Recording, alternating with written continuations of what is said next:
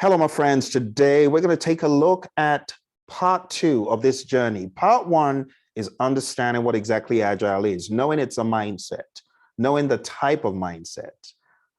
The reason why you need to know the mindset is to make sure you are secure in how you think. Because in the world of Agile, there's a lot of confusion. And that confusion is going to go into oblivion when you challenge it with the right mindset. So you know what I would like you to do? I'd like you to journey with me as we go through the Agile Manifesto values today. But as part of your rites of passage, I want you to go to agilemanifesto.org, read it for yourself. And I also want you to read up about the history of the individuals who put together this awesome manifesto. So let's jump in to a little bit of information about the manifesto. On February 11th to 13th, 2001, at the Lodge at Snowbird Ski Resort in Utah, 17 people met to talk, ski, relax, and try to find common ground, and of course, to eat. Let's take a look at this document, and I will share it this time. There we go. All right. So this whole journey in Agile started way before this, but it came to a head in 2001, where these rebels, people from XP, Scrum, DSDM, adaptive software development, Crystal, feature-driven development, pragmatic programming, all came together and said, there's got to be a better mousetrap, right? There's a better way of doing things as opposed to the documentation-driven, heavyweight software development process. So they all came together looking for a better way of doing stuff. Now, a bigger gathering of organizational anarchists would be hard to find. What emerged from this meeting was symbolic, a manifesto for Agile software development, okay? So that's the beginning. Now, when all was said and done, these 17 individuals came up with the Agile Manifesto. It reads, we are uncovering better ways of developing software. Now, I'm going to paraphrase. We're uncovering better ways of developing products by doing it and helping others do it. In other words, by building this type of product assortment ourselves, whether it's from the world of IT or from the world of engineering or something else, we are developing this stuff ourselves, and we are going to help others do it the right way. Through this work, we have come to value individuals and interactions over processes and tools. It says we have come to value. Hopefully you value humans and their interactions more than processes and tools.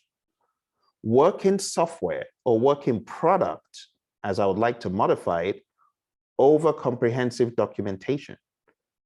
Would you like to get a bunch of documents on a product that doesn't work? Your value needs to be more on the work in product, not the comprehensive documentation, whether you are a developer or customer alike. Customer collaboration over contract negotiation, work with the customer. That's all this is saying.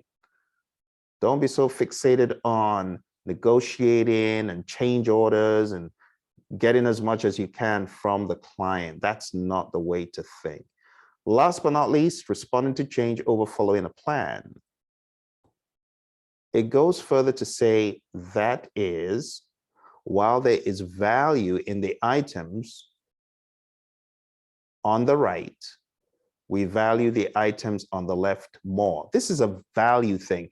So a lot of people get it wrong. Let me make it perfectly clear. The Agile Manifesto is not saying documentation is not important.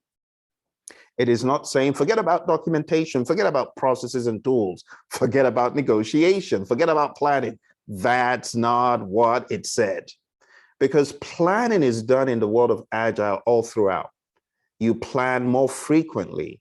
You plan in smaller iterations, but you are planning. So the idea behind the manifesto is to value the most important stuff. And it's a mindset. If I value my customer, I'm going to do all I can to support them. If I value collaboration, I am going to gladly collaborate with my customer because I know it's a win for them and it's a win for me. If I understand what Agile is saying here in the manifesto, it's saying you got to be able to respond to change while you have a plan. Be ready to respond to change. And even though you need to negotiate a contract, negotiate it flexibly as much as you can. Give people wiggle room, give people space, let them have some more control, and everyone will be happy. So individuals and interactions over processes and tools, working software over comprehensive documentation, customer collaboration over contract negotiation, and as a great Mike Tyson said, everyone's got a plan until they're punched in the face. Why are we saying this? Think about it. You got a plan, you're punched in the face, you're down, you're looking up, you're on the canvas. What good is that? Wouldn't it be better if you could respond to change so that you know, all right, what am I going to do now? I'm going to do this and then do it. That's responding to change. If you're just following a plan doggedly, you don't have step 8 in your plan. Step 7 was cut short. You were punched in the mouth. What are you going to do about step 8? You have to make it up on the fly. You have to be agile. You see what I'm saying, my friends? So being agile is all about a mindset. You have to value certain things higher than others. And when you do, the rest becomes a lot easier. All right, I'll see you in the next episode.